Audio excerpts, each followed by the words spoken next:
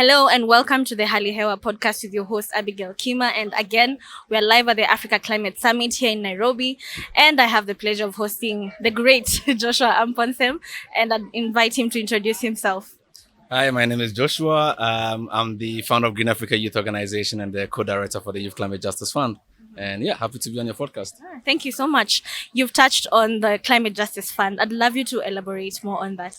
So the Youth Climate Justice Fund is a new fund that has been established to mobilize resources and take climate philanthropy on a journey to move more resources, more funding in a flexible way to support youth climate justice movement in the global south.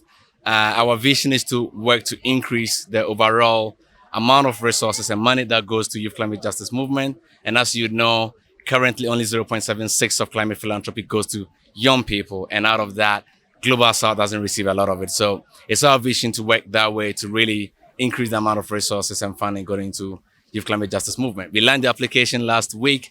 We already have over 300 applications, majority from Africa, which also validates the need for such core flexible funding to youth climate justice movements here. And I think that's really important because even the narrative here is pushing for, access to finance. And what people don't know is as part of the Africa Youth Climate Assembly, there was a fund that Green Africa Youth Organization organized and has funded quite a number of innovations. Kindly also share that with us. Yeah, so we realized that not every young person is going to work on policy. Not every young person is going to have an NGO that work on community development. Some young people approach climate solution from a very enterprise perspective as entrepreneurs.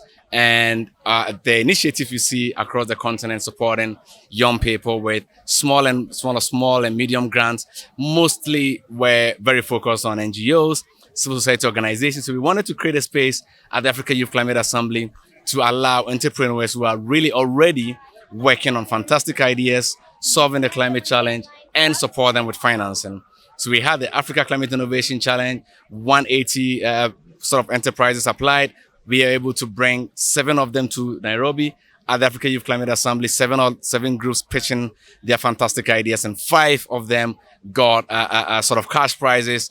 All 7 of them will go to a 1-year incubator program, and they will also get access to go to COP28, where they will interact with several stakeholders. Amazing. And finally, as we wrap up, what does this Africa Climate Assembly mean for the conversation around the continent when it comes to climate action and even meaningful youth engagement? I think for this summit and the week as a whole, there's one key language and word you hear everywhere: investment, investment, investment.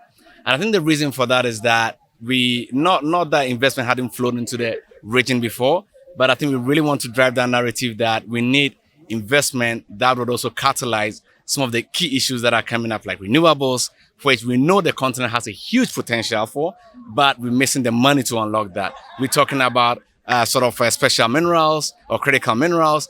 How do we make sure the investment coming towards that also deliver benefits to local communities?